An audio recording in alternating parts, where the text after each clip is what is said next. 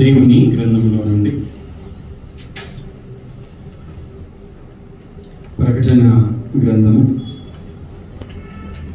3వ అధ్యాయము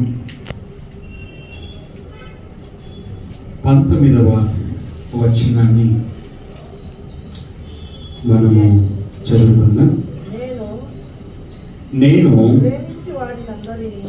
ప్రేమించు వారినందరినీ గద్దించి శిక్షించుచున్నాను. గనుక నీవు ఆసక్తి కలిగి మారు మనస్సు పొందుము. గత ఆదివారము కాకుండా అంతకు మునుపు ఆదివారము మనము లవోదికయలో ఉన్నటువంటి సంఘాన్ని గురించి చెప్పడము ప్రారంభము చేశాను.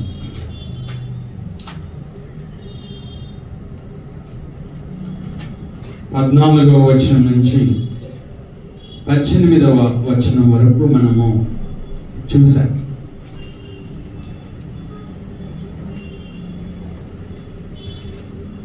కొన్ని విషయాలని జ్ఞాపకం చేసుకొని ఈరోజు వర్తమానంలోనికి మనము వెళ్దాం. లవోదికయలో ఉన్నటువంటి సంఘపు దూతకు ఇలాగూ వ్రాయి, ఆమేన్ అనువాడును, సత్యమైన నమ్మకమైన సాక్షియు, దేవుని సృష్టికి ఆదియునైన వాడు చెప్పు సంగతులు ఏవనగా, నీ క్రియలను నేను ఎరుగుదును. నీవు చల్లగానైనను వెచ్చగానైనను లేవు. నీవు చల్లగానైనను వెచ్చగానైనను ఉండిన మేలు. నీవు వెచ్చగానైనను చల్లగానైనను ఉండక నులివెచ్చనగా ఉన్నావు గనక నేను నిన్ను నా నోట నుండి ఉమ్మివేయ ఉద్దేశించుచున్నాను. నీవు దౌర్భాగ్యుడవును, దిక్కుమాలిన వాడవును, దరిద్రుడవును, గ్రుడ్డివాడవును, దిగంబరుడవునై ఉన్నావని ఎరగక నేను ధనవంతుడను, ధనవృద్ధి చేసి ఉన్నాను, నాకేమీ కొదవలేదని చెప్పుకొనుచున్నావు. నీవు ధనవృద్ధి చేసుకున్నట్లు అగ్నిలో కుటుంబ వేయబడిన బంగారమును, నీ దిశముల సిగ్గు కనబడకున్నట్లు ధరించుకొనుటకు తెల్లని వస్త్రములను, నీకు దృష్టి కలుగునట్లు నీ కనులకు కాటుకను నా యొద్ద కొనుమని నీకు బుద్ధి చెప్పుచున్నాను. ఈరోజు మనము 19వ వచనాన్ని మనము చదువుకున్నాం. నేను ప్రేమించు వారినందరినీ గద్దించి శిక్షించుచున్నాను. యేసుక్రీస్తు వారు ఈ సంఘాన్ని ప్రేమిస్తూ ఉంటూ ఉన్నాడు. నిలివెచ్చగా ఉన్న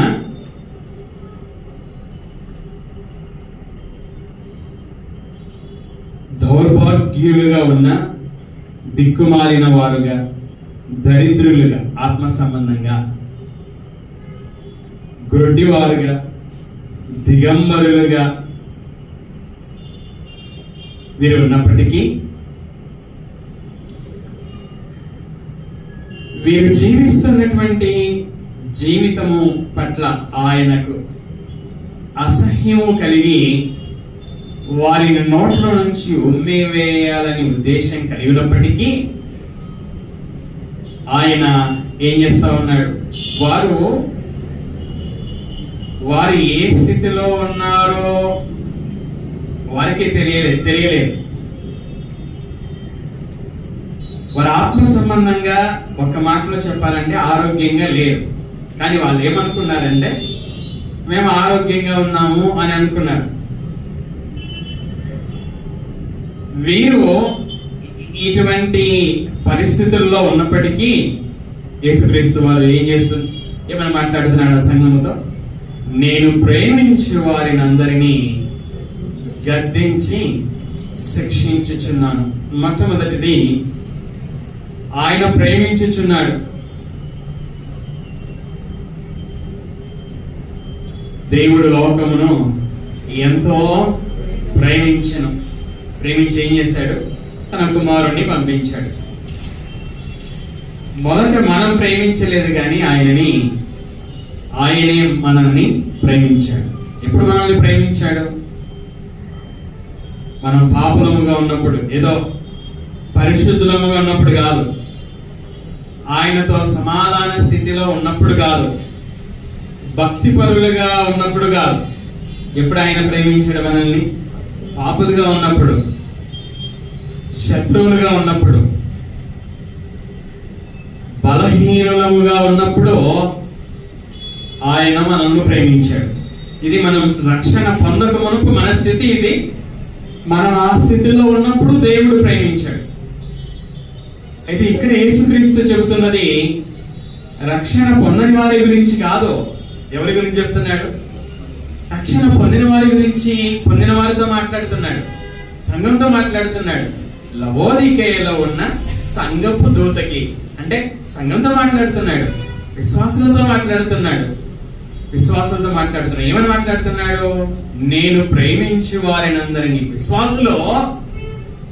విశ్వాసులు నిలువెచ్చని విశ్వాస జీవితము జీవిస్తూ ఉన్నప్పుడు కూడా వారి పట్ల ఆయనకు అసహ్యత కలిగి ఉన్నప్పటికీ కూడా ఆయన ఇంకా వారి పట్ల తన ప్రేమని ఆయన కొనసాగిస్తూనే ఉన్నాడు. నేను ప్రేమించు వారినందరినీ ఆయన ఏం చేస్తారంట? గద్దించి శిక్షించుచున్నాను. గద్దించి శిక్షించడానికి ఆధారం ఏంటంటే ఆయన ప్రేమే. ప్రేమిస్తున్నాడు కనుకనే గద్దిస్తున్నాడు, ప్రేమిస్తున్నాడు కనుకనే శిక్షిస్తున్నాడు. ఆయన ఒకవేళ ప్రేమించడం ఆపివేసినట్లయితే ఆయన గద్దించాడు, ఆయన శిక్షించాడు. గద్దించడానికి, శిక్షించడానికి ఏంటి ఆధారం అనగా కేవలం ఆయన యొక్క ప్రేమ మాత్రమే. సామెతల గ్రంథంలో, సామెతల గ్రంథం 3వ అధ్యాయము 11-12 వచనాలను మనం చదువుకుందాం. సామెతల గ్రంథము 3వ అధ్యాయము 11 మరియు 12 వచనాలు. నా కుమారుడా, యెహోవా శిక్షను తృణీకరింపవద్దు, ఆయన గద్దింపులకు విసుగవద్దు. తండ్రి తనకు ఇష్టడైన కుమారుని గద్దించు రీతిగా యెహోవా తాను ప్రేమించు వారిని గద్దించును. యెహోవా ఏం చేస్తాడంట? గద్దిస్తాడంట. ఎవరిని గద్దిస్తాడు? తాను ప్రేమించు వారిని ఏం చేస్తాడు? ఆయన గద్దిస్తాడు. అంటే గద్దింపులో మనకి ఏం అర్థమవుతుంది? దేవుని ప్రేమ అర్థం చేసుకోవాలి మనం. ఆయన నన్ను గద్దిస్తున్నాడు అని ఆయన మీద కోపపడడం కాదు. ఆయన నన్ను గద్దిస్తున్నాడంటే ఆయన నన్ను ప్రేమిస్తున్నాడు అని మనము అర్థం చేసుకోవాల్సినటువంటి వారమై ఉన్నాం. హెబ్రీయులకు రాసినటువంటి పత్రిక 12వ అధ్యాయము 6వ వచనాన్ని మనం చదువుకుందాం. హెబ్రీయులకు రాసినటువంటి పత్రిక 12వ అధ్యాయము 6వ వచనం. నా కుమారుడా, ప్రభువు చేయు శిక్షను తృణీకరించకము. ఆయన నిన్ను గద్దించినప్పుడు విసుకకము. ప్రభువు తాను ప్రేమించు వారిని విసుకుంటా ఉంటాం కదా, కానీ దేవుడు చెబుతున్నది ఏంటంటే ఆయన నిన్ను గద్దించినప్పుడు విసుకకము. ప్రభువు తాను ప్రేమించు వారిని శిక్షించి తాను స్వీకరించు ప్రతి కుమారుని దండించును అని కుమారులతో సంభాషించినట్లు మీతో సంభాషించు ఆయన హెచ్చరికను మరచితిరి. దేవుడు ప్రేమిస్తున్నాడు కనుకనే ఆయన గద్దిస్తూ ఉన్నాడు. నిలువెచ్చని స్థితిని గద్దిస్తూ ఉన్నాడు. ఆత్మ సంబంధమైన అనారోగ్యాన్ని గద్దిస్తూ ఉన్నాడు. ఆయనకు అసహ్యం కలిగే విధంగా సంఘ సభ్యులు నడుచుకుని ఉన్నారు గనక ఆయన ఆ యొక్క అసహ్యకరమైన ఆ విశ్వాస జీవితాన్ని ఆయన గతిస్తున్నాడు. గతించడం మాత్రమే కాదు, ఇంకా ఏం చేస్తున్నాడట, నేను ప్రేమించు వారిని అందరినీ గద్దించి శిక్షించుచున్నాడు. చూడండి, హెబ్రీలకు రాసిన పత్రిక కన్నా మునుపుగా 15వ అధ్యాయము 2వ వచనం, యోహాను సువార్త 15వ అధ్యాయము 2వ వచనం, మొదటి 2 వచనాలు చదువుతున్నాం. నేను నిజమైన ద్రాక్షవల్లిని. ఎవరు చెప్తున్నారు? యేసుక్రీస్తు వారు చెప్తున్నాడు. ఎవరితో మాట్లాడుతున్నాడు? తన శిష్యులతో మాట్లాడుతున్నాడు. ఎవరి గురించి మాట్లాడుతున్నాడు? తన గురించి మాట్లాడుతున్నాడు. తన గురించి, తన తండ్రి గురించి మాట్లాడుతూ ఉన్నాడు. నేను నిజమైన ద్రాక్షవల్లిని, నా తండ్రి వ్యవసాయకుడు, నాలో ఫలింపని ప్రతి తీగను ఆయన తీసి పారవేయును. ఫలించు ప్రతి తీగ మరి ఎక్కువగా ఫలింపవలెనని దానిలోని పనికిరాని తీగలను తీసివేయును. ఇక్కడ ఆ పనికిరాని తీగలను తీసివేస్తాడట. ఇదే శిక్షించడం అంటే. యేసుక్రీస్తు వారు సంఘ సభ్యులను శిక్షించడం అంటే ఏంటంటే, పనికిరాని తీగలను ఆయన తీసివేస్తాడట. నులివెచ్చని విశ్వాస జీవితం ఇది ఒక పనికిరాని తీగ. అటు వెచ్చగా లేకుండా, అటు చల్లగా లేకుండా,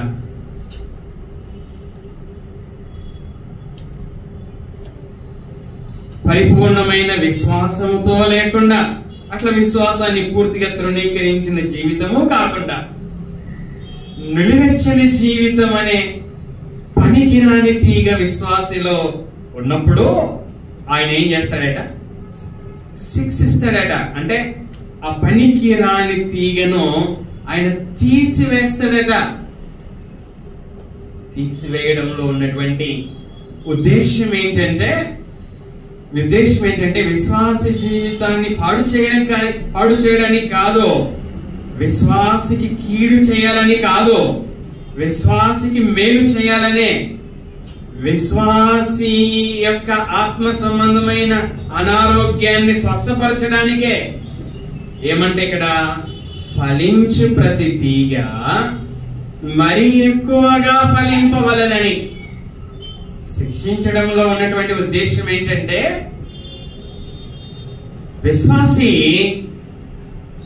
మరి ఎక్కువగా ఫలించాలి అని. నిలువెచ్చని జీవితం జీవిస్తున్న విశ్వాసి దాన్ని ఆపివేసి వెచ్చని క్రైస్తవ జీవితం జీవించినట్లు చేయడానికే, మరి ఎక్కువగా ఫలింపవలనని. అది ఉద్దేశం. ఆయనకున్నటువంటి మంచి ఉద్దేశం ఇది. పనికిరాని తీగను తీసేస్తూ ఉన్నప్పుడు అది మనకు బాధ కలగవచ్చు. కానీ ఆ బాధ ఎందుకంటే మనం మరి ఎక్కువగా ఫలించడానికి.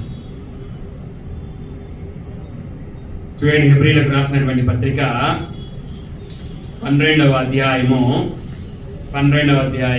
7 నుంచి 11 వరకు మనం చదువుకుందాం. శిక్షాఫలము పొందుటకై మీరు సహించుచున్నారు, దేవుడు కుమారులనుగా మిమ్మును చూచుచున్నాడు. తండ్రి శిక్షింపని కుమారుడెవడో? కుమారులైన వారందరూ శిక్షలో పాలు పొందుచున్నారు.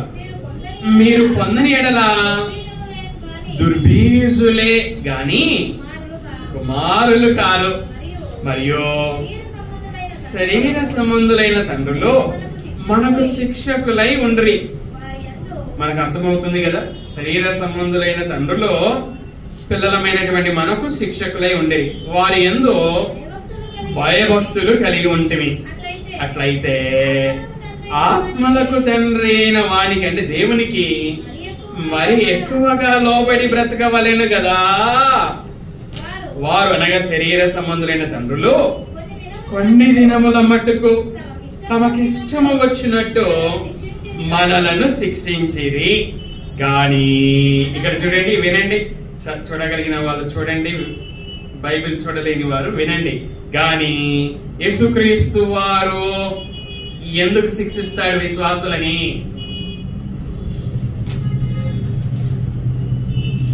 శిక్షించడంలో ఆయనకున్నటువంటి ఉద్దేశం ఏంటి అంటే, ఇక్కడ గ్రంథకర్త రాస్తున్నాడు చూడండి. గాని మనము అంటే విశ్వాసులమైనటువంటి మనము తన పరిశుద్ధతలో అంటే మన దేవుని పరిశుద్ధతలో పాలు పొందవలెనని మన మేలు కొరకే ఆయన శిక్షించుచున్నాడు.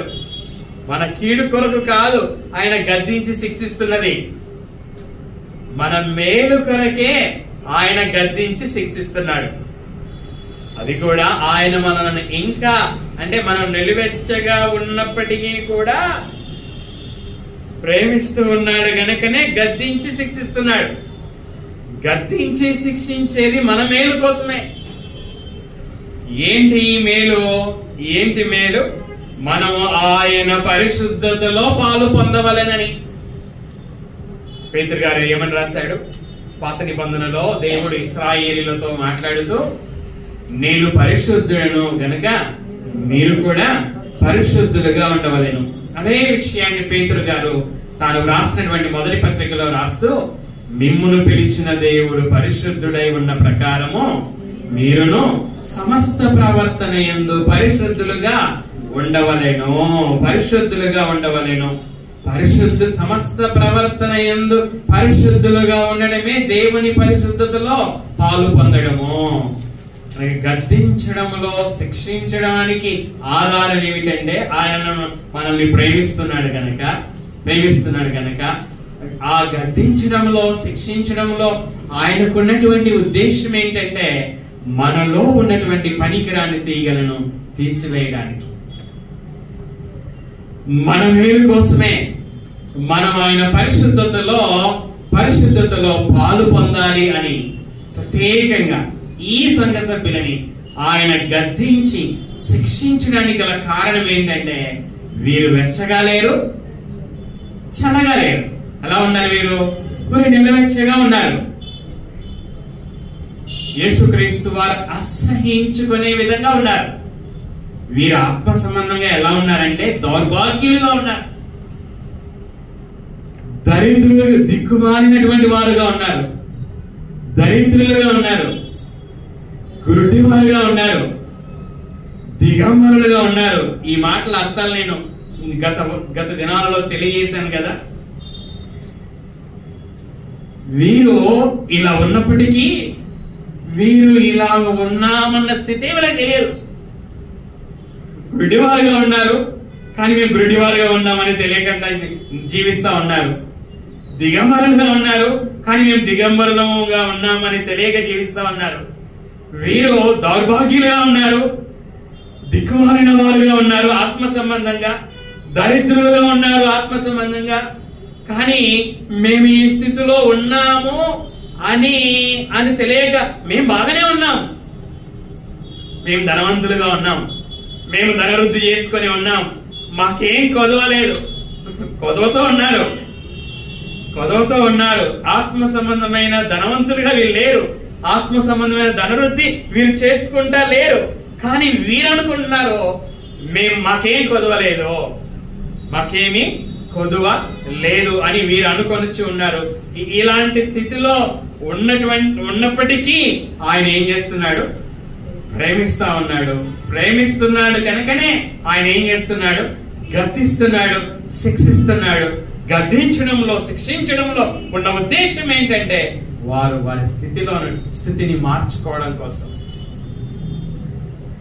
నులివెచ్చగా ఉన్న వారు వెచ్చని స్థితికి రావడానికి, ఆత్మ సంబంధమైన దౌర్భాగ్య స్థితిలో నుంచి బయటికి రావడానికి, ఆత్మ సంబంధమైన దిక్కుమాలిన స్థితిలో నుంచి బయటికి రావడానికి, ఆత్మ సంబంధమైన దారిద్ర్య స్థితిలో నుంచి నుంచి బయటికి రావడానికి, ఆత్మ సంబంధమైన గుడ్డితనం నుంచి బయటికి రావడానికి, ఆత్మ సంబంధమైన దిగంబరత్వం నుంచి బయటికి రావడానికి, వారి వాస్తవ స్థితి వారు తెలుసుకోవడానికి ఆయన గద్దించి శిక్షించడంలో ఉన్నటువంటి ఉద్దేశం అది.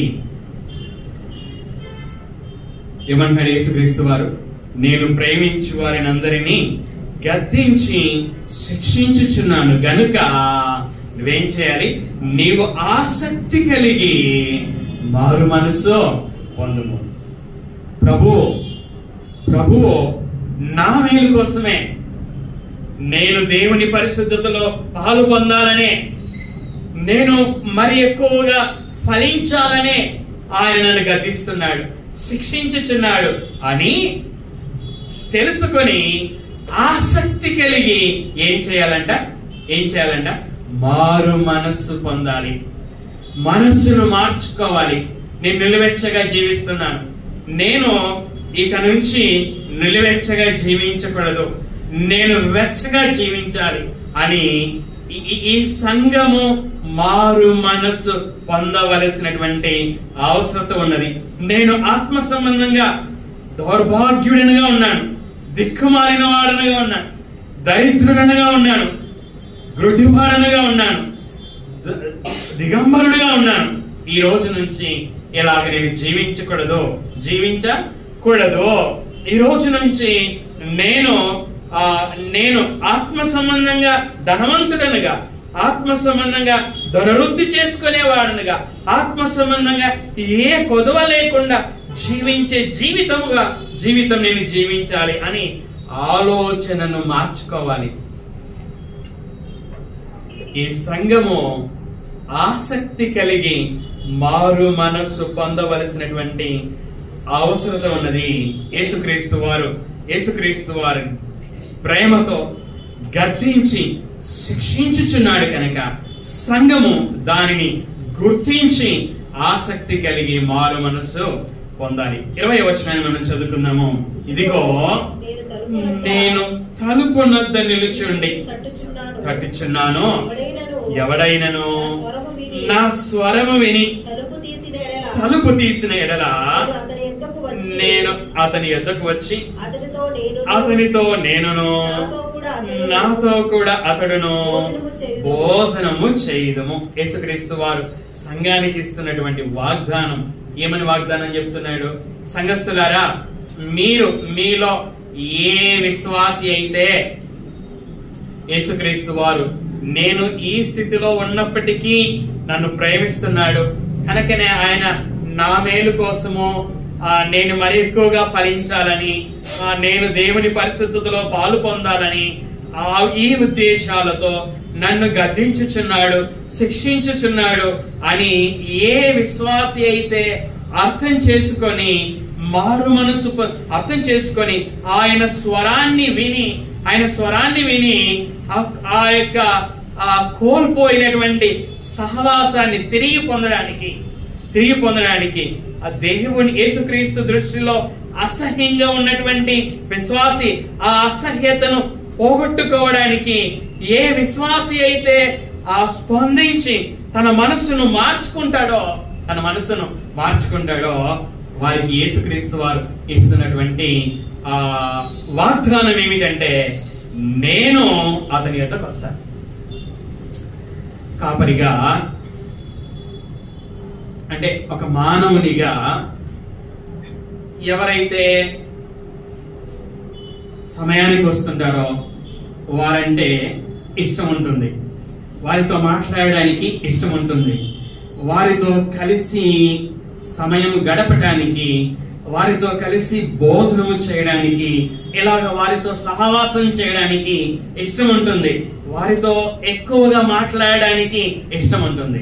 కానీ ఎవరైతే ఆలస్యంగా వస్తూ ఉంటారో, ప్రాక్టికల్ గా చెప్తున్నా, ఎవరైతే ఆలస్యంగా వస్తూ ఉంటారో, ఎన్నిసార్లు చెప్పినా వినకుండా అలాగే నడుస్తూ ఉంటారో, పైకి వందనాలు చెప్పినా యథార్థంగా హృదయంలో ఇష్టం ఉండదు. ముఖంలో చిరునవ్వు ఉన్నా హృదయంలో చిరునవ్వు ఉండదు. వారి పట్ల కోపమే ఉంటది. వారితో ఎక్కువగా మాట్లాడడానికి ఇష్టం ఉండదు. అంటే మాట్లాడాలి, ఆ విధంగా సహవాసం కలిగి ఉండాలని ఇష్టం ఉండదు. వారితో ఏమి పంచుకోవాలని ఇష్టం ఉండదు. వారితో ఎక్కువసేపు కూర్చొని దేవుని విషయాలు చర్చించాలి, ఈ విధంగా సహవాసము కలిగి ఉండాలని మనిషిగా నాకే ఇష్టం ఉండదు. ఇదే పరిస్థితి ఇక్కడ యేసుక్రీస్తు వారు కూడా వారు నిలువెచ్చగా ఉన్నప్పుడు వారితో సహవాసము కలిగి ఉండడానికి ఆయనకి ఇష్టం ఉండదు. ఇక్కడ ఏమన్నాడు యేసుక్రీస్తు? నేను అతని ఎద్దుకు వచ్చి నేనే అతని ఎద్దుకు వస్తాను. ఏ విశ్వాసి అయితే తన నిలువెచ్చని స్థితి నుంచి మారు మనసు పొందుతాడో ఆ విశ్వాసి దగ్గరికి నేనే వస్తాను. వచ్చి ఏం చేస్తాను అంటున్నాడు? అతనితో నేనును, మారు మనసు పొందిన సభ్యునితో నేనును, నాతో కూడా అతడును భోజనము చేయుదుము. భోజనం అంటే సహవాసం. ఏ సంఘ సభ్యుడైతే నేను ఇంతసేపు చెప్పినట్లుగా వీరు నిలువెచ్చగా ఉన్నప్పుడు ఆయన వారి నోట్లో నుంచి ఉమ్మివేయ ఉద్దేశించాడు అని మనం చదువుకున్నాం. నోట్లో నుంచి ఉమ్మివేయ ఉద్దేశించాడంటే ఏంటి? వారంటే అసహ్యం. వారంటే అసహ్యం ఉన్నప్పుడు ఆయనతో కలిసి ఆ సంఘ సభ్యులతో కలిసి ఆయన భోజనం చేయగలడా? ఆ భోజన సహవాసం ఉంటుందా? భోజన సహవాసం ఉండదు. కానీ ఏ సంఘ సభ్యుడైతే తన నొలివెచ్చని క్రైస్తవ జీవితము నుండి మనస్సును మార్చుకుంటాడో, మనస్సును మార్చుకున్నప్పుడు ఆ మనస్సు మార్చుకున్న విశ్వాసి దగ్గరికి నేనే వస్తానంటున్నాడు. నేనే వచ్చి అతనితో నేనును, నాతో కూడా అతడును భోజనము చేయుదము. అంటే మారు మనస్సు పొందినటువంటి విశ్వాసితో సహవాసం. మారు మనస్సు పొందినటువంటి విశ్వాసితో ఆయన ఉండాలనుకుంటాడు. ఆయన ఆ విశ్వాసితో ఆయన ఆ దగ్గరి సహవాసము కలిగి ఉండాలి అనుకుంటాడు. బైబిల్లో చాలా చోట్ల రాయబడి ఉంది, తన కుమారుని సహవాసమునకు మిమ్మును పిలిచిన దేవుడు అని. కొరింథీయులకు రాసినటువంటి మొదటి పత్రిక 1వ అధ్యాయం 9వ వచనంలో ఈ విధంగా రాయబడి ఉంది, తన కుమారుని సహవాసమునకు పిలిచిన దేవుడు. చూడండి, 1వ యోహాను 1వ అధ్యాయము 2వ వచనం 3వ వచనం చదవండి. 1వ యోహాను 1వ అధ్యాయము 2, 3 వచనాలు చదవండి. ఆ జీవము 4వ వచనం 3వ వచనం, మాతో కూడా మీకును సహవాసము కలుగునట్లు మేము చూచిన దానిని వినిన దానిని మీకు తెలియజేయుచున్నాము. మన సహవాసం అయితే తండ్రితో కూడాను ఆయన కుమారుడైన యేసుక్రీస్తుతో కూడాను ఉన్నది. మన సహవాసం. ఎవరు రాస్తున్నారు ఈ మాటలను? యోహాన్ రాస్తున్నాడు. యోహాన్ ఎవరు? విశ్వాసులకు రాస్తూ ఏమంటున్నాడు? విశ్వాసులారా, మన సహవాసం ఎవరితో అంట? తండ్రితో కూడాను ఆయన కుమారుడైన యేసుక్రీస్తుతో కూడాను ఉన్నది. అయితే దేవుడు సంఘముతో సహవాసం చేయాలి. యేసుక్రీస్తు వారు సంఘముతో సహవాసం చేయాలంటే వారు నిలువెచ్చని క్రైస్తవ జీవితము నుండి వెచ్చని క్రైస్తవ జీవితంలోనికి ఎప్పుడైతే తమ మనస్సును మార్చుకుంటారో, వెచ్చగా ఎప్పుడైతే జీవిస్తారో, ఆత్మ సంబంధమైన చక్కని ఆరోగ్యం కలిగి ఎప్పుడైతే ఉంటారో, ఆత్మ సంబంధంగా ధనవంతులుగా ఎప్పుడైతే ఉంటారో, ఆత్మ సంబంధమైన ధనవృద్ధి ఎప్పుడైతే చేసుకొని ఉంటారో, ఆత్మ సంబంధంగా నేను పొదవలేని వారుగా ఎప్పుడైతే వారు జీవిస్తూ ఉంటారో, అప్పుడు దేవుడు సహవాసం చేయనికి ఇష్టపడతాడు. యేసుక్రీస్తు వారు సహవాసం చేయనికి ఇష్టపడతాడు. మనందరికీ తెలుసు కదా, ఏదైనా తోటలో దేవుడు ఏం చేసేవాడు? చల్లని పూట వచ్చి దేవుడు ఆదాము హవ్వలతో మాట్లాడేవాడు అని మనము ఆదికాండంలో చదువుకుంటాం కదా. కానీ పాపం చేసినప్పుడు ఏమైంది? సహవాసము కోల్పోయింది. దేవుడు ఏం చేశాడు? వారిని తోటలో నుండి బయటికి పంపించేశాడు. తోటలో నుండి బయటికి పంపించాడు. అంటే పాపము ఆ ఆదాము అవ్వలు దేవునితో కలిగి ఉన్న సహవాసాన్ని కట్ చేసి పడేసింది, సహవాసాన్ని తెంచి వేసేసింది. ఆ సహవాసాన్ని తెంచి వేసింది అంటే ఎప్పుడైతే పాపం చేశాడో దేవుడు ఆదాము హవ్వలతో సహవాసం చేయలేకపోయాడు.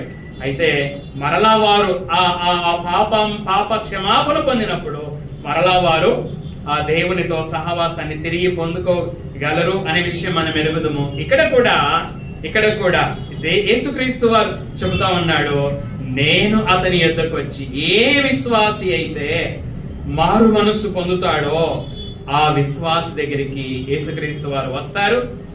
ఆ విశ్వాసితో యేసుక్రీస్తు వారు, యేసుక్రీస్తు వారితో ఆ విశ్వాసి భోజన సహవాసము చేస్తాడు అనేది ఆయన ఇచ్చినటువంటి వాగ్దానము. 21వ వచనాన్ని మనం చదువుకుందాము. నేను జయించి నా తండ్రితో కూడా ఆయన సింహాసనం ముందు కూర్చుండి ఉన్న ప్రకారము జయించు వారిని నాతో కూడా నా సింహాసనమునందు కూర్చుండనిచ్చెదను. యేసుక్రీస్తు వారు ఇస్తున్నటువంటి వాగ్దానము ఏంటి వాగ్దానం ఇక్కడ? జయించు విశ్వాసిని నాతో కూడా నా సింహాసనమునందు కూర్చుండనిచ్చేదను. యేసుక్రీస్తు వారు తన సింహాసనం మీద జయించే విశ్వాసిని కూర్చోవడానికి అధికారం ఇస్తాడట అని చెబుతూ తన వ్యక్తిగత జీవితాన్ని తన గురించి ఆయన చెప్పుకున్నాడు. ఏమని?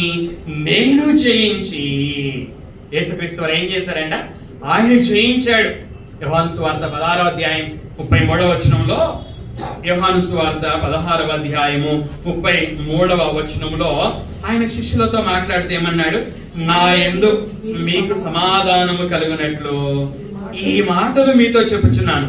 లోకములో మీకు శ్రమ కలుగును, అయినను ధైర్యము తెచ్చుకొనుడి, నేను లోకమును జయించి ఉన్నానెను. యేసుక్రీస్తు వారు ఏం చేశాడట?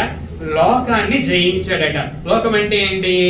యోహాను గారు తాను రాసినటువంటి మొదటి పత్రిక 2వ అధ్యాయము 15-16 వచనాలలో లోకము అనగా ఈ విధంగా రాశాడు. ఏంటి? లోకములో ఉన్నదంతయు అనగా శరీరాశయు, నేత్రాశయు, జీవపుడము. యేసుక్రీస్తు వారు బాప్తిసం తీసుకున్న తర్వాత పరిశుద్ధాత్ముడే యేసుక్రీస్తు వారిని అరణ్యములోనికి అపవాది చేత శోధింపబడడానికి కొనిపోయాడు. యేసుక్రీస్తు వారు అరణ్యంలో ఉన్నప్పుడు అపవాది 3 రకాలుగా శోధించాడు. శరీరాశ, ఈ రాళ్ళను ఏం చేయమన్నాడు? రొట్టెలుగా చేసుకొని తినమన్నాడు. శరీరాశ, ఆయన దేవాలయపు శిఖరానికి ఆయన తీసుకొని పోయి 1 నిమిషంలో భూలోక రాజ్యాలన్నిటిని కూడా ఆయనకు చూపించి, ఇదిగో ఈ రాజ్యాల మహిమ నాకు ఇవ్వబడింది, నువ్వు నాకు మొక్కినట్లయితే ఈ రాజ్యాల మహిమనంతటిని కూడా నేను నీకు ఇస్తానని శోధించడము. తర్వాత నువ్వు దేవాలయ శిఖరం మీద నుంచి దువ్వుకో, దేవుడు తన దూతలకి ఆజ్ఞాపిస్తాడు. ఆ దూతలు ఏం చేస్తారు? నీ పాదాలు రాళ్లకు తగలకుండా ఆ దూతలు నిన్ను కాపాడతారు. ఈ విధంగా 3 రకాలుగా అపవాది యేసుక్రీస్తు వారిని శోధించాడు. శరీరాశతో, నేత్రాశతో, జీవపు ఆయన శోధించడాన్ని మనం చూస్తాం. అయితే యేసుక్రీస్తు వారు దేవుని వాక్యము చేత సాతాను శోధనని అనగా లోకాన్ని ఆయన జయించాడు. ఆయన పాపాన్ని జయించాడు. ప్రియులకు రాసినటువంటి పత్రిక 4వ అధ్యాయము 15వ వచనం చూడండి. ప్రియులకు రాసినటువంటి పత్రిక 4వ అధ్యాయము 15వ వచనం. మన ప్రధాన యాజకుడు అనగా యేసుక్రీస్తు వారు మన బలహీనతల యందు మనతో సహానుభవము లేనివాడు కాడు గాని సమస్త విషయములలో మన వలనే శోధింపబడినను ఆయన పాపము లేనివాడుగా ఉండెను. ఆయన పాపాన్ని జయించినటువంటి వాడు, మరణాన్ని జయించినటువంటి వాడు కనుక యేసుక్రీస్తు వారు జయించి ఆయన ఎక్కడ కూర్చున్నాడట?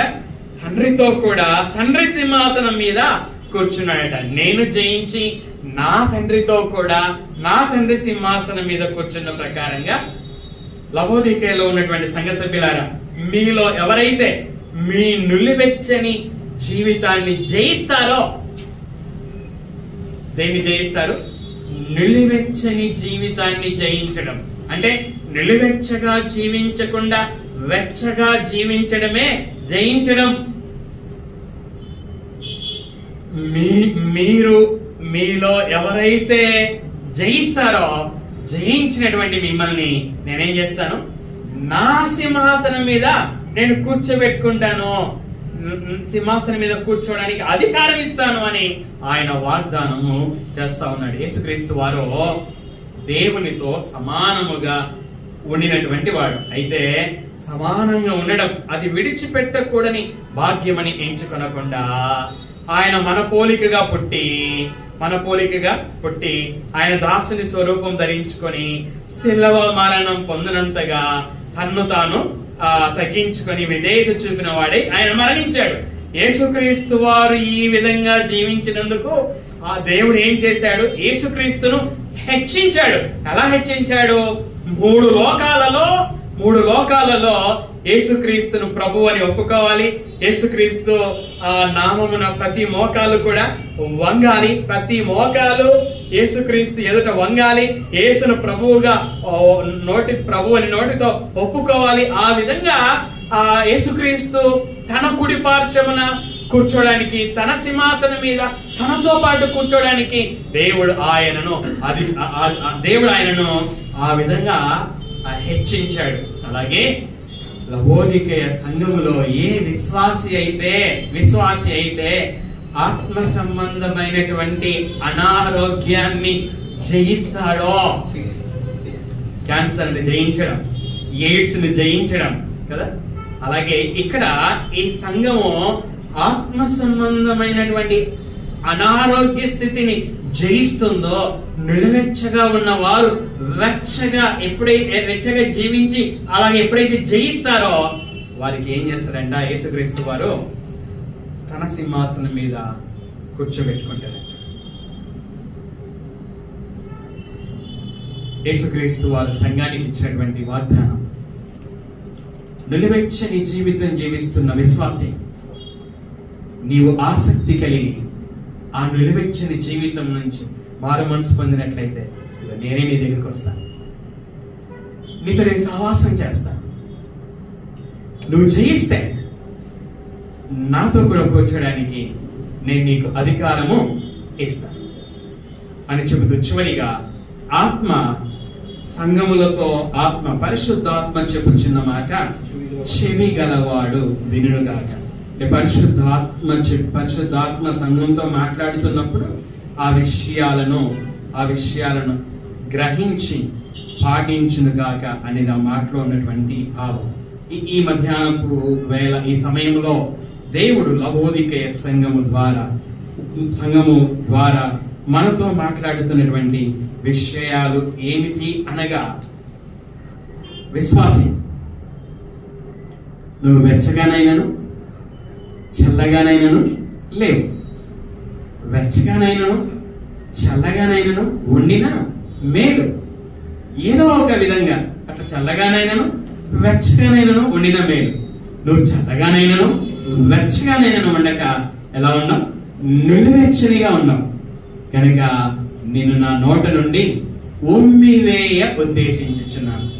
నువ్వు ఎలా ఉన్నావంటే, నువ్వు దౌర్భాగ్యుడిగా ఉన్నావు, దిక్కుమాలిన వాడుగా ఉన్నావు, దరిద్రుడుగా ఉన్నావు, గురుడివాడుగా ఉన్నావు, దిగంబరుడుగా ఉన్నావు. నీ ఆత్మీయ స్థితి ఇది. కానీ నీ ఆత్మీయ స్థితి ఇది అని కూడా తెలియని స్థితిలో ఉన్నావు. నువ్వు నీ ఆత్మీయ స్థితి ఇదైతే నువ్వేమనుకుంటున్నావు అంటే, నేను ధనవంతుడను, నేను ధనవృద్ధి చేసుకుంటున్నాను, నాకు ఏం కొదవలేదు అని నువ్వు అనుకొనిచున్నావు. నీ వాస్తవ స్థితిని గుర్తించక అవాస్తవ స్థితిలో జీవిస్తూ భ్రమలో జీవిస్తూ ఉన్నావు. కనుక ఏం చేయమన్నాడు? నువ్వు నా దగ్గరకు వచ్చి కొన్ని కొనుక్కో అని చెప్పినట్లుగా మనము గత దినాలలో జ్ఞాపకం చేసుకున్నాం. నువ్వు ఈ స్థితిలో ఉన్నప్పటికీ నేను నిన్ను ప్రేమిస్తున్నా. నువ్వు ఈ స్థితిలో ఉన్నప్పటికీ నేను పూర్తిగా విడిచిపెట్టలేదు. ఏ స్థితిలో ఉన్నప్పటికీ నేను నిన్ను ప్రేమిస్తున్నా, అందుకే నేను గద్దిస్తున్నాను, అందుకే నేను శిక్షించుచున్నాను. నీవు నీ నిలువెచ్చని జీవితం నుంచి బయటికి రావాలని, నువ్వు వెచ్చగా జీవించాలని, ఆత్మ సంబంధంగా ధనవంతుడిగా ఉండాలని, ఆత్మ సంబంధంగా ఏ కొదవ లేకుండా ఉండాలని నేను గద్దిస్తున్నాను, శిక్షించుచున్నాను. గనుక నువ్వేం చేయాలి? నువ్వు ఆసక్తి కలిగి మనసును మార్చుకో. నీ ఆత్మీయ జీవిత విషయంలో నీ మనసును మార్చుకో. మార్చుకుంటే, ఇది షరతు ఇక్కడ, మార్చుకుంటే నిలువెచ్చని జీవితము నుండి వెచ్చని జీవితముగా నువ్వు మార్చుకుంటే నేను నీతో సహవాసం చేస్తాను. వైఫై బిల్ కట్టలేదు, కనెక్షన్ ఏమవుతుంది? కట్ అవుతుంది. కనెక్షన్ కట్ అవుతే వచ్చే నష్టాలేంటి? కనెక్షన్ కట్ అయితే వచ్చే నష్టాలేంటి? మొబైల్లో వైఫై యూజ్ చేయలేం, టీవీలో వైఫై యూజ్ చేయలేం, టీవీలో న్యూస్ చూడలేం. మా పరిస్థితి అదే కనుక చెప్తున్నాను. టీవీలో న్యూస్ చూడలేం, టీవీలో వాక్యం వినలేం, ఇవన్నీ కూడా పోగొట్టుకుంటాం. కనెక్షన్ లేకపోతే ఇవన్నీ కూడా పోగొట్టుకుంటాము. ఇది ఈ లోకపరంగా. దేవుడితో, ఆయన కుమారుడైన యేసుక్రీస్తుతో సహవాసం లేకపోతే ఆత్మ సంబంధమైన ఆశీర్వాదాలను పోగొట్టుకుంటాం. ఈ లోకపరంగా కనెక్షన్ కట్ అవుతేనే ఎన్ని మనం పోగొట్టుకుంటామో, అలాగే ఆత్మ సంబంధంగా దేవునితో సహవాసం లేకపోతే, ఆయన కుమారుడైన యేసుక్రీస్తుతో సరైనటువంటి సహవాసం లేకపోతే ఆత్మ సంబంధమైన ఆశీర్వాదాలని మనము పోగొట్టుకుంటాం. లోకపరమైన ఆశీర్వాదాలు మనం పొందుకుంటూ ఉండవచ్చు, లోకపరంగా మనకు బంగారం ఉండవచ్చు, లోకపరంగా మంచి వస్త్రాలు ఉండవచ్చు, లోకపరంగా అన్ని బాగుండవచ్చు, కానీ ఆత్మ సంబంధంగా ఆశీర్వాదాలు మనం కోల్పోతాం. అయితే ఎప్పుడైతే మళ్ళీ బిల్లు కట్టామనుకోండి, ఆ వైఫై వాళ్ళు ఏం చేస్తారు? కనెక్షన్ ని రెస్టోర్ చేస్తారు, తిరిగి పునరుద్ధరించినప్పుడు మరలా మనం అన్ని కూడా ఆ కనెక్షన్ మరలా రావడంతో అన్ని చేయగలం, ఆశీర్వాదాలు పొందగలం. కనుక ఈ సమయంలో మన ఆత్మీయ స్థితి ఏ విధంగా ఉందో మనల్ని మనం పరీక్షించుకోవాలి. రచ్చగా ఉన్నామా?